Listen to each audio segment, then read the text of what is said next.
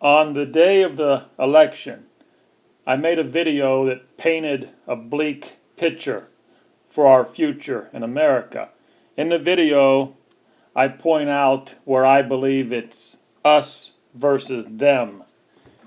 And the video is sort of a depressing video, but the truth is sometimes not very pretty. But they say beauty comes from within. And lucky for us, today we're going to have a beautiful First Lady for a change. But this story is not about beauty. This story is about us versus them, because I have seen something happen after the election that I have never seen before. I've tried to go back into history. I've tried to find out, has this ever happened in American history? And I cannot find another case of this, where so many young people have came out after the election and are protesting that they're not happy with the results. I'm telling you, I believe this is unprecedented in American history. Never in American history have we ever produced such a weak and pathetic offspring. We are looking at a generation of sissies who think they are entitled to anything they want. These people are protesting. They don't believe that Trump is their president. They look what they have spray painted on this statue here. They say, your vote was a hate crime. I blame this all on the public school system. The public school system has taught these little pathetic crybabies that they are entitled to anything they want. The title of this video is Trump Wins, the Hipsters Riot, and a Sick Sense of Entitlement. That's what I want to get across today to anybody who will listen to me. That these young people think they have a sense of entitlement. That's what's wrong with the country today. Not only with the young people. Obviously, the public school system has brainwashed these young people to burn the American flag, to look at them. These people are crybabies. I'm almost at a loss of words to think what in the hell has happened. And one thing I will note, all these protests are in major cities where I believe that the federal government has a large presence. What I mean is, not only is it the public school system is brainwashing these kids into a sense of entitlement, the government is giving them a sense, oh, you deserve the welfare. Oh, you deserve college. You deserve this and you deserve that. It's your right. Well, hell no, it ain't your right. We're creating a generation of crybabies. Look at these people. Their horse loses, and this is what they're going to do, cry like babies. I think when I see the pictures of these little pathetic hipster crybabies, I mean, what comes to my mind first of all is, what would my grandfather have thought if he looked at these pictures? My grandfather fought in World War II. What would my uncle think of these pictures when my uncle fought in Vietnam? What would my father think, who was in the army in Germany, and he served in the early 1960s? And I can tell you that those real men did not raise a crybaby. If they saw these pictures today of the young Americans who were not happy with the results of the elections and they were crying like this, I can tell you those real men would be appalled. And I myself, serving during the Cold War, I can tell you that I have never seen a generation of men, young people, acting like this. I mean, look at the one at the top there. Is that a man or a woman? I don't recognize this country anymore. I don't recognize these young people, and it is scary to me.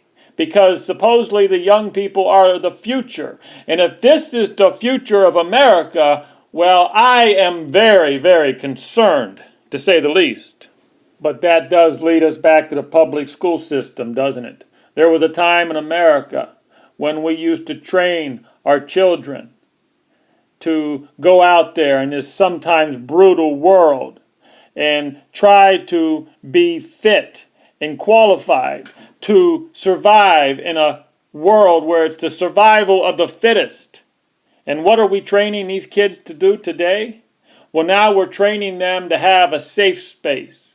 We're training them by letting them listen to rap music in school, and they're dancing and they're doing all this nonsense. And I guess the teachers are trying to train them or prepare them for when they're going to go to Hollywood and they're going to have their $1,000,000 Hollywood career. But that's not reality. The reality is that the world is a hard, rough, sometimes brutal place where survival of the fittest is what is reality.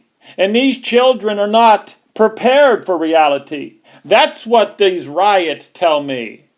That they feel they have a sense of entitlement. They have this place where, oh, I'm going to go to this safe place, and none of those old mean men are going to be able to hurt me in my safe place, and I'm going to be safe here. My teachers tell me I'm going to be safe, and it's all bullshit.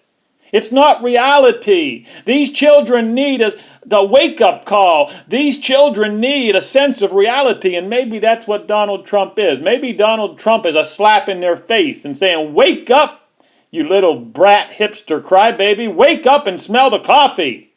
Maybe that's what this, and I'm hopeful. I'm hopeful that if that's what this is all about, God bless America. Because maybe Donald Trump will just slap these hipsters right in the face and say, wake up, you little crybaby. Well, whether this little slap in the face of reality actually brings these children out of their coma or not, only time will tell. But I really want to share something with you that you may not be aware of.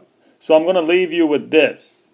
When I say it's us versus them, I'm being very, very serious because, you see, you may not be aware of it, but these children, all these children out here who are rioting, and they call themselves hipsters, and they think they're cool, and they think they're entitled. Let me tell you a little secret about these people. They already know the battle is them versus us. So they may smile at you when you pass them by the street. They may smile at you, but inside they consider you the enemy.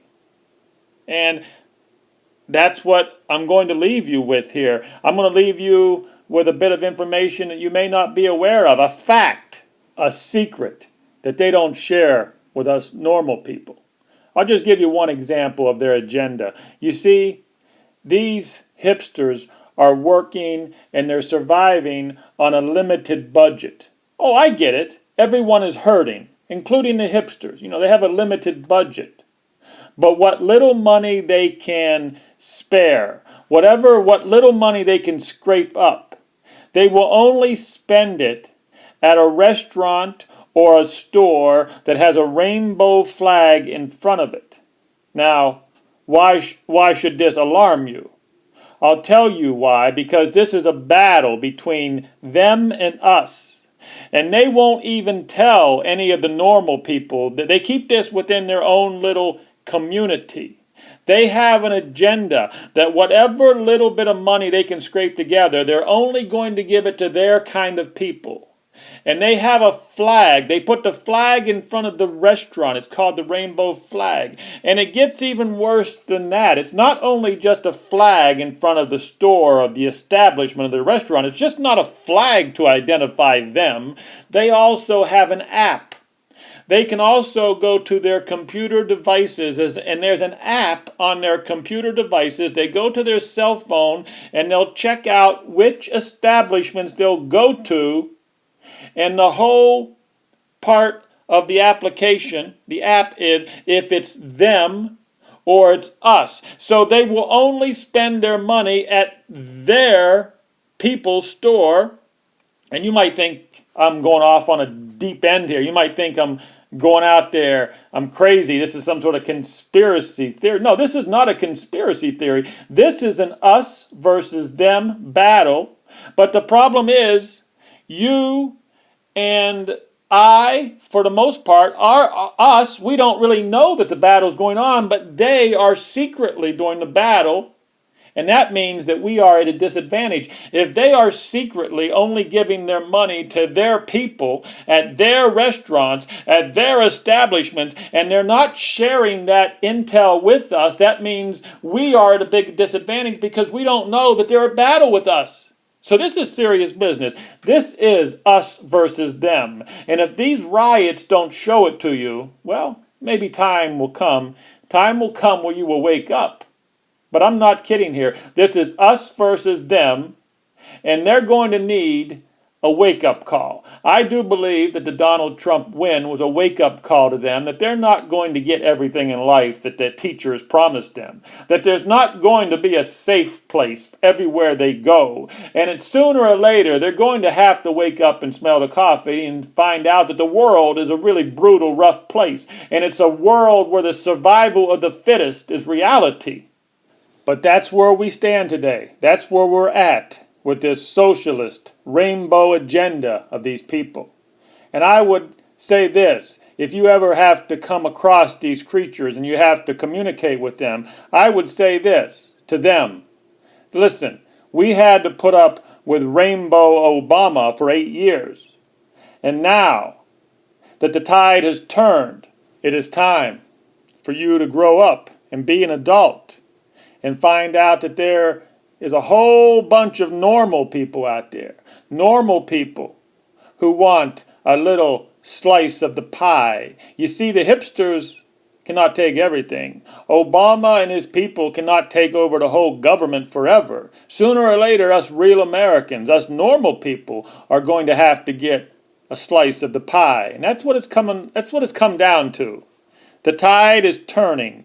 But until that time that we actually do take back our country, the hipsters will continue to go to the depressed downtown areas where the dual citizens buy up all the old buildings and buy up all the old factories, and they force all the minorities out of the downtown areas. They tell the minorities, hit the road, and then the dual citizens build these fancy fake apartments in these old factories, and they put $1 million price tag on them, and then they trick the hipsters into buying these $1 million apartments that were nothing but an old factory that the dual citizens picked up for nothing because they got government subsidies from the local corrupt governments. And that's the way it's going to work. We won't even go into that part of the story where these hipsters are going to the downtown areas, and that's even another conspiracy, isn't it? Where the local governments give the dual citizens huge government tax subsidies, and they rip off the taxpayer, and then the dual citizens build these huge apartment buildings out of the old factories, and they're all fake and they're cheap and they're made faulty, but then they put pretty stuff in them. They make the bathrooms look pretty. They put a fancy refrigerator in them, and then they charge these hipsters $1 million for these bullshit apartments that used to be old factories, and then the hipsters fall for it. I won't even go into that. But the fact of the matter is, the hipsters are also being taken advantage of, and they don't even know it. But who suffers? Who suffers when these hipsters go to the downtown areas and they take over and they put their rainbow flags in front of the restaurants? Who suffers? Well, the taxpayers suffer through government subsidies. And, of course, the minorities get pushed out of the downtown area. So they actually push the minorities out to who knows where the government has to give them welfare out in... I mean, this story is ugly on so many levels. So many levels this story is ugly. But I tell you what, I'm only happy about one thing.